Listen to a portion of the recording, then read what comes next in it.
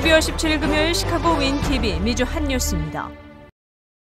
젠 사키 백악관 대변인은 17일 바이든 행정부의 사회 지출 패키지가 1월에 통과될 경우 2월에 이중 자녀 텍스 크레딧 지불 가능성에 대해 조사하고 있다고 밝혔습니다. 이번 발언은 현 행정부의 코로나 바이러스 구제법에 따라 설정된 월 지급 자녀 텍스 크레딧이 12월 종료되면서부터 나왔습니다. 미국 내에서 수천만 가정이 7월부터 12월까지 6세 미만 아동당 최대 $300, 6세에서 17세 아동당 최대 $250까지 매월 지급금을 받았습니다. 백악관과 하원 민주당은 대규모 사회 지출 및 기후 패키지의 일부로 자녀 텍스 크레딧의 연장을 추구하고 있습니다. 하지만 이 법안은 조 맨친 상원의원에 의해 연말 이전에 상원을 통과하지 못하고 있습니다.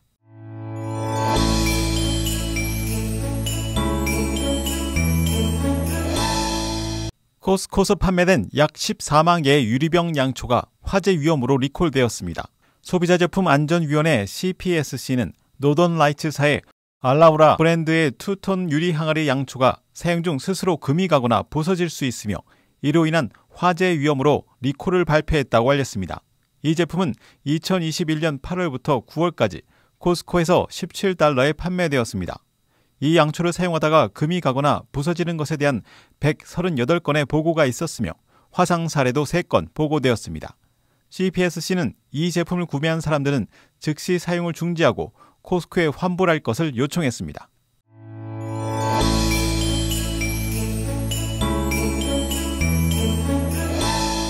미 질병통제예방센터 CDC의 로셀 웰렌스키 소장은 16일 일부 잔슨앤존슨 백신 접종자들에게 드물지만 심각한 혈전에 대한 보고가 늘어남에 따라 성인들은 잔슨앤존슨사의 얀센 백신 대신 화이자 또는 모더나 백신을 접종하도록 권고한 FDA 자문위의 결정을 지지한다고 발표했습니다. 16일 식품의약국 FDA의 백신 자문위원회는 만장일치로 얀센 백신에 대한 권장사항 업데이트를 결정한 뒤 수시간 만에 CDC도 결정 지지를 발표했습니다. 현재까지 1,700만 명의 사람들이 얀센 백신을 맞았고 9명이 접종 후 혈전증으로 사망했습니다. 15명의 FDA 패널은 추가 설명에서 mRNA 백신에 알러지 증상이 있는 사람은 여전히 얀센 백신이 최대의 대안이고 또한 화이저와 모더나 백신은 30세 이하의 남성에게 심근염 위험의 증가도 있다고 알렸습니다. 하지만 여전히 세 백신 모두 접종 횟수에 대한 치명적 부작용 비율은 극히 낮아 승인에 대한 변경은 없을 것이라고 밝혔습니다.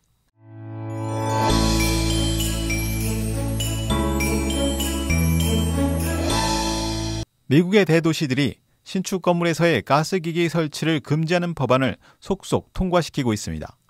뉴욕시 의회는 15일 투표에서 새 건물에 천연가스 기기 사용을 금지하는 법안을 가결했으며 캘리포니아의 대도시인 산호세와 샌프란시스코도 도시의 이산화탄소 배출을 줄이기 위해 비슷한 법안을 통과시켰습니다.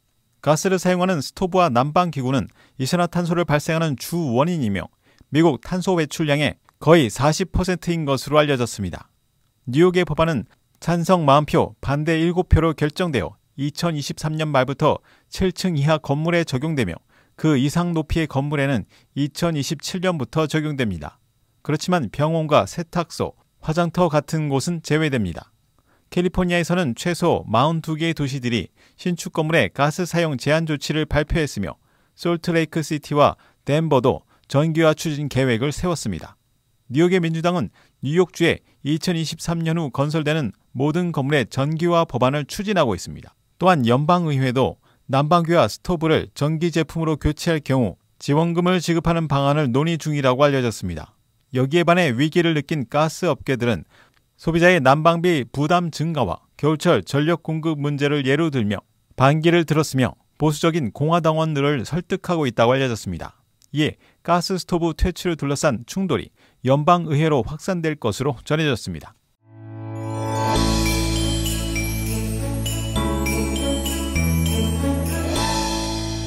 미 증권거래위원회 SEC는 17일 JP모건 체이스의 일부인 JP모건 시큐리티에 대해 1억 2,500만 달러의 벌금을 부과했다고 발표했습니다. SEC에 의하면 JP모건의 자회사가 왓츠앱 및 기타 메시징 서비스를 사용해 필수 보고 의무를 회피해왔다고 알렸습니다.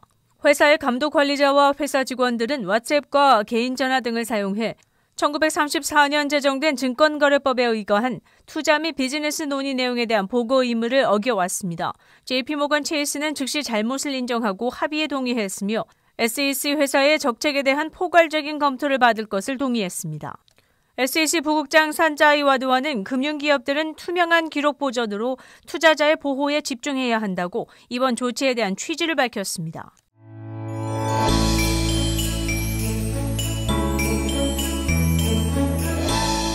일리노이주 총무처 장관 제시 화이트는 17일 발표에서 운전면허증과 신분증의 만료일이 3개월 더 연장됐다고 알렸습니다. 코로나 팬데믹으로 인해 일리노이주는 2021년 만료된 운전면허증과 신분증의 갱신을 2022년 1월 1일까지 연장했으나 이것이 다시 3월 31일까지 연장됐습니다. 하지만 주 총무처 사무실에 의하면 상업용 운전면허 CDL과 CDL 연습 면허 허가증에는 적용되지 않는다고 밝혔으며 더 이상의 연장은 없을 것이라고 알렸습니다. 일부 일리노이 주민들은 사무실 웹사이트 ilsos.gov를 방문해 방문 예약을 할 수 있으며 시력 검사를 위한 방문이 필요하지 않은 갱신의 경우에는 온라인에서도 갱신이 가능하다고 밝혔습니다. 이와는 별개로 미 국토안보부는 연방 건물 및 항공기 이용 시 필요한 연방 리얼 아이디의 적용 시점을 2023년 5월 3일로 연장한 바 있습니다.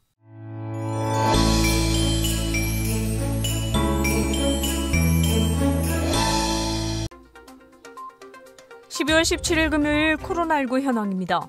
미 전 지역 신규 확진 14만 4,871명, 신규 사망 1,142명, 백신 완전 접종률은 61.2%를 나타냈습니다. 일리노이주 신규 확진 1,765명, 신규 사망자 수는 52명이며 백신 완전 접종률은 63.5%를 나타냈습니다.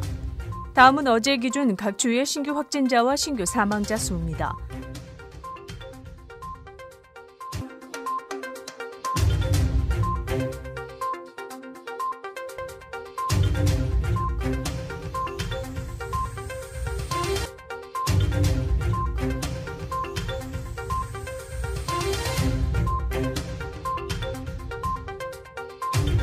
다음은 각 주의 백신 완전 접종 비율 상황입니다.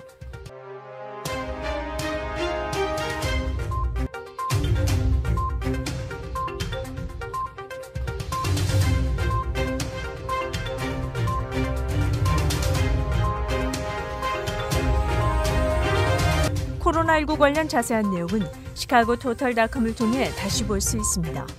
윈TV 채널 24.5와 MCTV 채널 24.6 방송은 안테나를 이용한 공중파 방송을 통해 시청할 수 있습니다.